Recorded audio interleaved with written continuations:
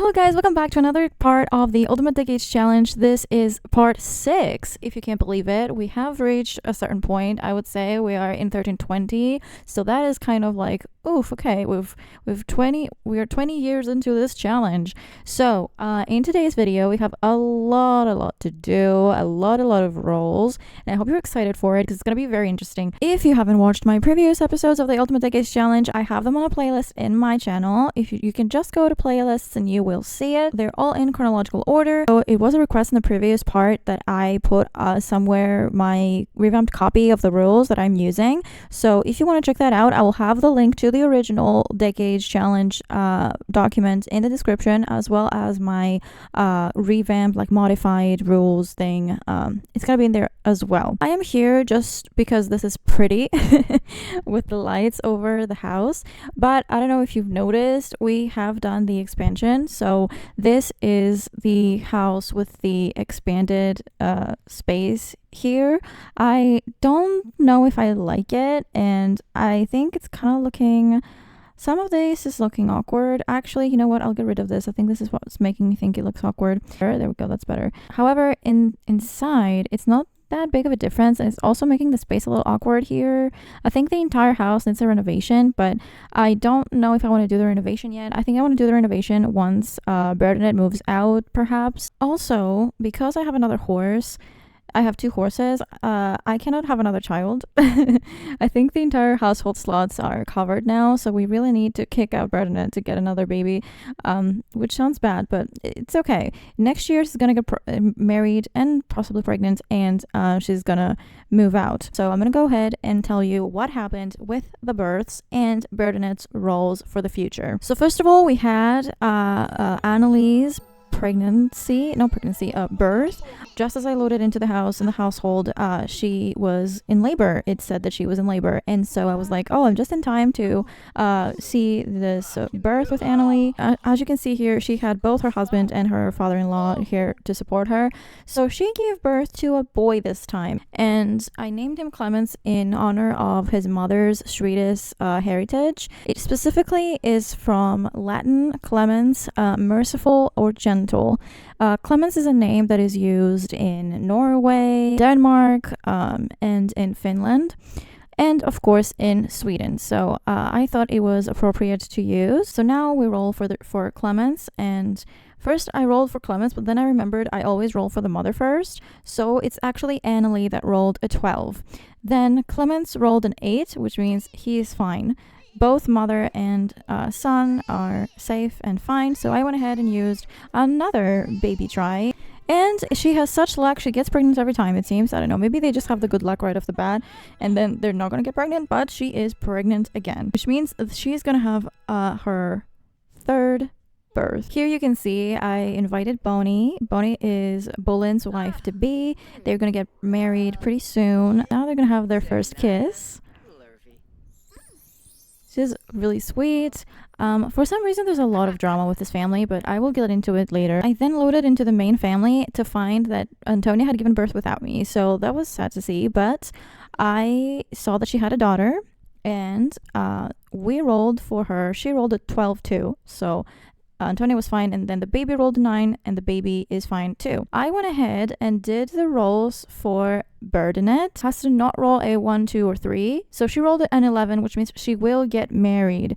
Now, she's going to have 9 baby tries, so all that is great and fun. She's probably going to marry Birger, which I'm very happy about. And I was looking far and wide for a nice girl name for this baby, and I ended up with Crescentia. I really like this name. It sounds so mystical. It is so pretty. So I think that works because we already named the other baby in honor of the Swedish heritage of the mom, and in here the mom is Italian. Okay, well, to my surprise, actually, this name is German. But it's just of Latin, late Roman origin. So in that way, I guess it's both Italian and German, but it means to grow, increase, or crescent-shaped moon. So because a crescent moon is like one of the first phases of the new lunar cycle, I guess it means to increase, to fill out the moon. That's where that connection comes from. So that's really cool and interesting. The other name that I was considering was Kunihilda, and that is pretty much like standard German name. It had a really nice meaning though. I think it was like warrior of the family, something like that. I'm really rooting for her because I love her name. I hate that, you know, like I have to name everybody an awful name because I'll end up rooting for someone and I'm gonna be like, I lost that child and I'm gonna hate it. Oh my gosh, I just happened to be in the neighborhood, but when I passed by your place, I felt your love like a strong magnet pulling me to you, so I decided to drop in and say hello. Damn! Bastian, this woman is head over heels for you. How did you manage that? This is Justine. She's also pregnant with his baby. That is another thing that I'm gonna have to deal with. We're going to ask to feel the baby. Oh, it is a. Yeah.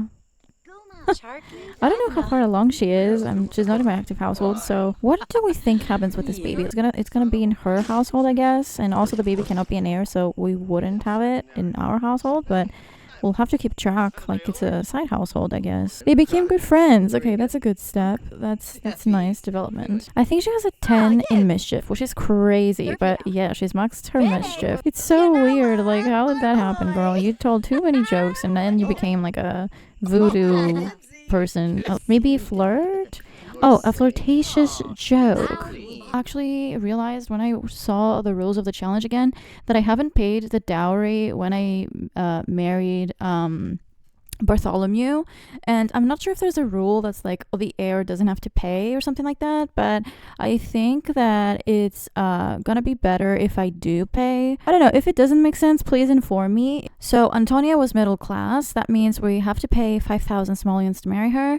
That leaves us with 13,825 simoleons. Obviously, yeah, we weren't gonna marry wealthy anyway, but we're gonna be very poor. And I hate that, but okay, at least we don't have to buy like a house for a second son. Bastian not marrying means we don't have to buy another house for him to be in. That's kind of good, I guess, when it comes to that. Okay, so it is time for Cleven's birthday. Little Cleven, the first child of the Generation C. Come on, let's see. Happy birthday! Yay! Chloe aged up. He was a sunny infant. Let's see. Oh, he also got the top-notch infant. That's nice. Okay, he's now a toddler. What trait? Oh no, not a fussy one. Why? Alright, well, it's fine. As long as he remains alive, you know? Right? Oh! For little Cleven to survive his birthday, he needs to not roll a 4, 8, or 12. A 17! He's okay. Changing this to toddler. So this is what little Cleven looks like after his makeover. He looks a lot like his dad, and also he's actually got light brown eyes now. And on Bernard's side of the family, Alyssa's line, we have Clarissa's birthday to toddler. So happy birthday, Clarissa. She was a happy infant, and she's going to be a wild toddler. Again, I don't have my dice, so we're going to roll an online die, and she got a 20, which means she is okay. We got 2 toddlers. Perfect. This is what she looks like on her own, but of course I'm gonna give her a makeover. For some reason it replaced her eyes with some other green eyes, but these are her green eyes, and this is what she looks like. I tried to make Bolin be more romantic with Bonnie, but for some reason she was like rejecting him, so he was getting embarrassed. We're aging up Clemens because it is his birthday now after 2 days. He's a sunny infant, and that's the same one as an infant that was before. He got a 7, which means that he survived. For some reason, he aged up with purple hair, but don't mind that. That is like a makeup thing, whatever. That is what he looks like. He's got his mother's eyes. He's got brown hair. He looks like a lot like his mom. I think both their children look a lot like Annalie. Back in the main household, we're aging up Crescentia to an infant as well. And she's also got Sunny. I don't know why they all get Sunny. That was weird. That is strange. So she got an 8, which is amazing. I'm really happy she's making it to become an infant. I am writing infant on the spreadsheet as well. And she is a stunner. She aged up with the best parts, I think. Like, she's got the black hair from her mom. She's got the green eyes from her dad. That is perfect. That is perfect combination for me. She's beautiful. She's gonna be beautiful when she grows older. Here we have, at last, the proposal to Bonnie from Berlin, and here we go with their marriage.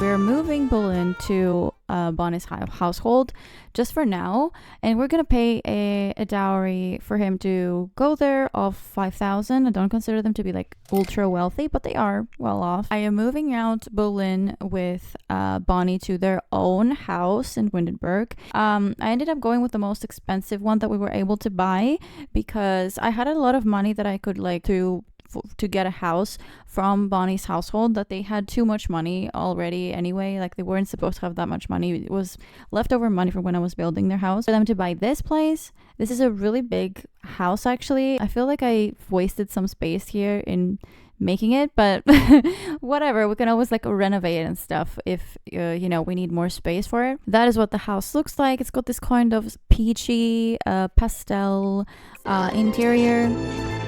And I'm using up their first baby try for their wedding night.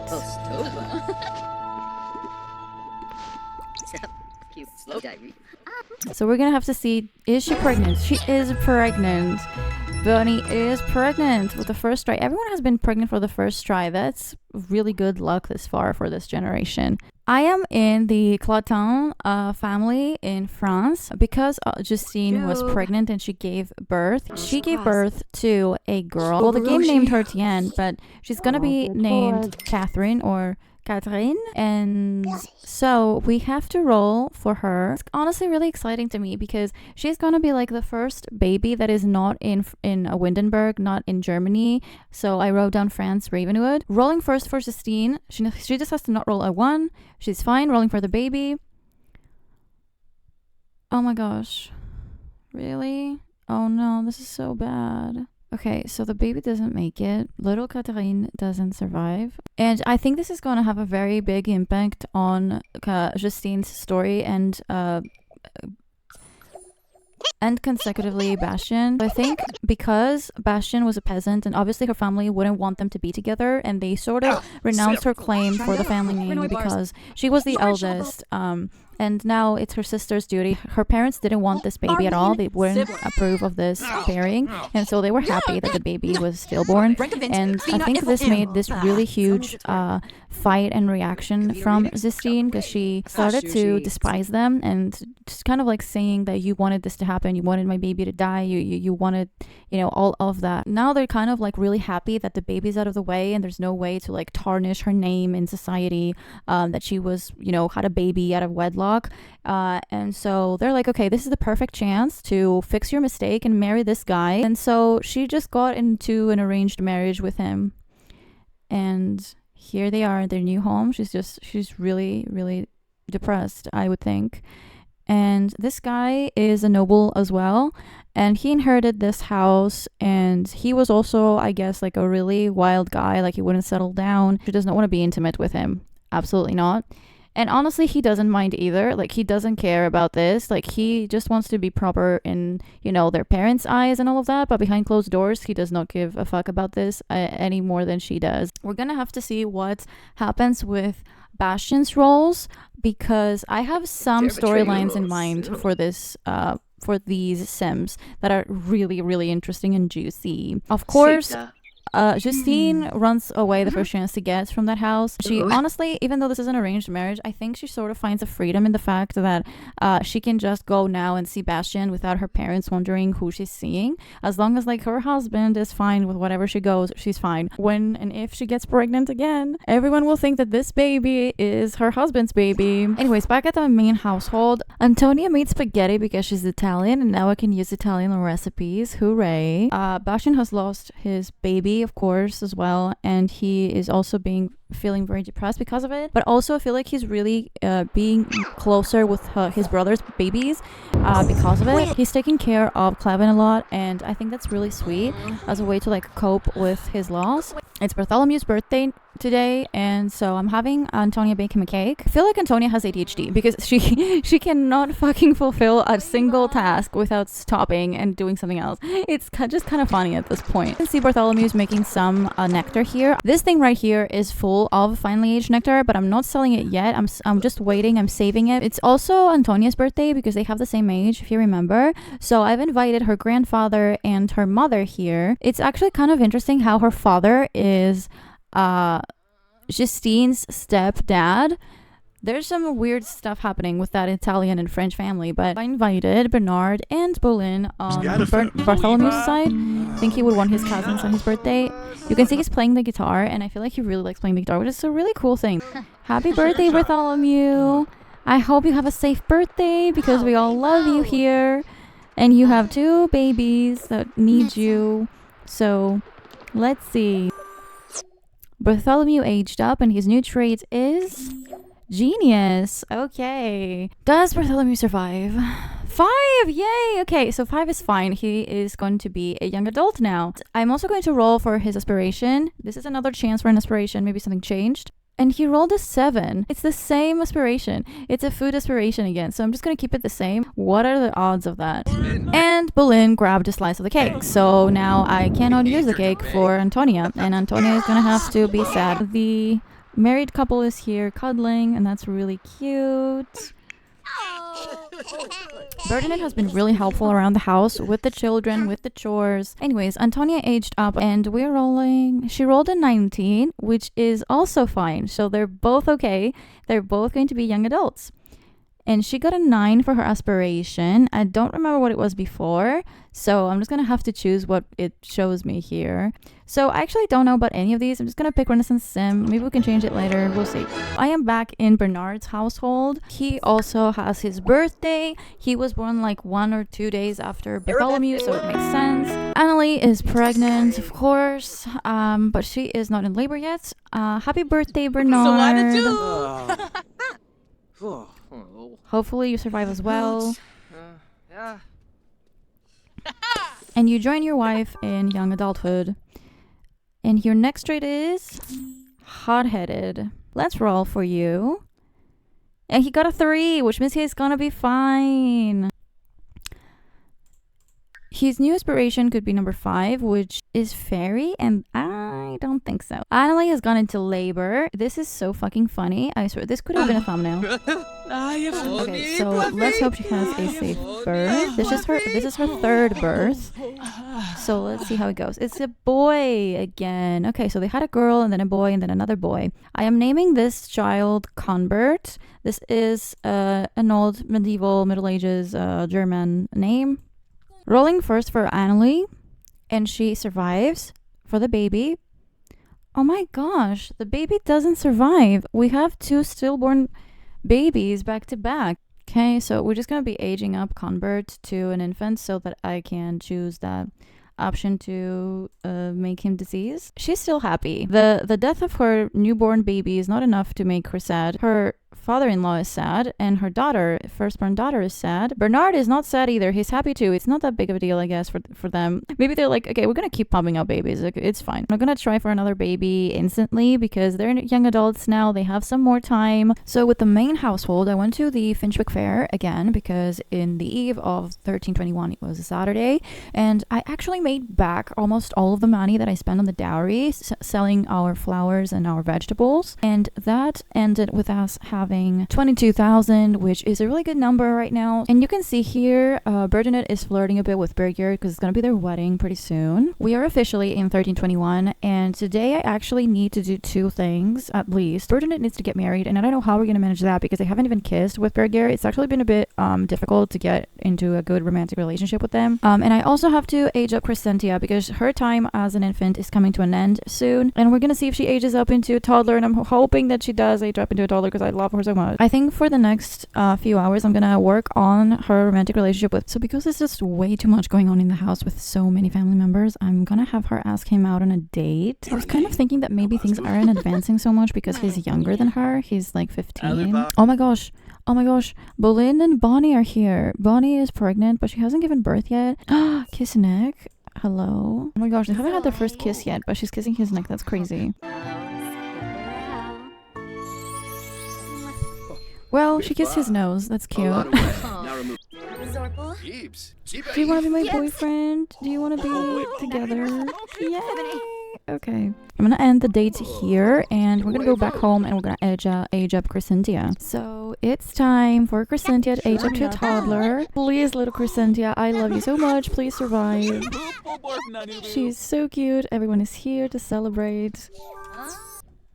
She aged up from a sunny infant and a happy infant. She's going to be a charmer. Of course, she's going to be a charmer. She's stunning. And now, because I am back home and I have my dice set with me, we are going to go back to real-time rollings. And actually, I was thinking when we have like side household rolls or maybe like first rolls like babies, infants, we can still use the online dice for like speed. For like the more important rolls as they age up and the main household, we're going to use real-time dice because it's gonna end up like a lot of rolls in the future, and in this video, as you saw, she needs to not roll a 4, an 8, or a 12. I'm gonna be actually devastated if she rolls badly. Please don't be a 4, an 8, or a 12. No, absolutely not. It's an 8. Wow. The dice was like, you haven't used me for so long. How dare you? I hate it. I wish I could plead for her, but I don't think I can. I mean, I don't think toddlers have it. I think it's only children and upwards. The prettiest baby we've had. Like, why? Why, man? Why? I'm so annoyed. Look at her. Look at that cute little face. This is criminal. This is absolutely devastating. Look at her. The dice punished me. A roll is a roll. And on the same day that his sister is going to get married. So we're going to have like 2 empty slots suddenly from being a full household. That is so stupid. Okay, whatever. Overexertion. I don't know. Okay, I am going to immediately give them a chance to have another baby. Agonolonkus. Yanisage. Goya? Yibs. Oh, Miva. Macanerf. Zoma. I am going to check if Antonia is pregnant. Okay, she's pregnant again. Okay, it seems like every time I try for a baby, this seems to get pregnant, and I don't know why this is happening. I check multiple times that my percentages are still happening, and they're still happening. So I don't know what's causing this. If you've noticed, I also put back Wicked Whims in my game, but it's the no nudity version of it. And if you didn't know, yes, this version of it exists. I just put it on honestly for the poses because player pose thing for Sims to have poses, and I was thinking of having poses as my thumbnails, and I've tried it before and it's very easy to use through Wicked Whims. I checked, I have disabled basically every setting from the mod. I don't know, don't blame me, don't tell me that like, oh, you haven't changed the percentages so like you're cheating or something. I swear they're still what I set them to be. I check like every day in the game. I swear, they're there. I don't know why they keep getting pregnant with every try, okay? So I am back with Bernard's side of the family, and I realized that I told you earlier that there was some juicy gossip about this, and I didn't tell you. So basically, what was happening was that while Bonnie was here and Bolin, his brother, was seeing her, he was like very attracted to her. And actually, not only that, but I think Annalie was really attracted to his father, Sergio. And Sergio was really attracted to her. It was like a mess. He liked his brother's wife. She liked her husband's father. I don't know what was happening. It was really weird. I am back here because Clemens also has his birthday. They were born on like one day after the other or something like that. She's gonna bake a cake for little Clemens. We're gonna see if Clemens has better luck than Crescentia or not. Happy birthday, little Clemens. And Clemens was also a sunny infant, and a happy infant. So let's see what he's gonna be as a toddler. Man, are you kidding me? We keep getting the same ones. I don't get it, but all right. Clevin is also a fussy toddler, so maybe that's a sign that this baby will survive. Same numbers, 8, 4, and I think 12. I bet this baby will survive just because it's not that pretty. 13, the baby is fine. Well, infant, toddler. I wanted it to be Crescentia. I'm gonna go ahead and give Clemens a makeover. Okay, so this is Clemens. He's actually really cute. He's really cute, I have to say, and I have to admit. I give him these clothes because I think this is really cute when you think about the fact that Sweden's flag is blue and yellow. I'm also using their baby try, their 4th baby try right now, since everything is fine and they're not sad anymore. And she's not pregnant. Okay, that's kind of good actually, because I was thinking like I've done something wrong and they get pregnant every time. Okay, now they have 2 tries left if she's not pregnant. So let's see if she is. She is not pregnant again. Okay, so I'm gonna use it one more. If they're not pregnant this time either, they're gonna only have 1 baby try left. Is the 3rd one the charm? What is the lucky one? No, 3rd time's the charm. Is that gonna be the case here right now? Let's check again. I'm gonna leave you alone after this. Don't worry. And she is pregnant. Okay, so it is 3rd time's the charm. It truly is. This is going to be her 4th time being pregnant. And I'm going to have to go and update the spreadsheet. Bernard's got only 1 out of 7 tries left. And I'm going to go back to our main household. We're going to have Bernadette's wedding. Norway at this time period was Christianized. There were some areas, especially to the north, that remained pagan. For this occasion here, we're going to say that this family does hold some pagan beliefs. Instead of going to the church, we're going to marry at her husband's home.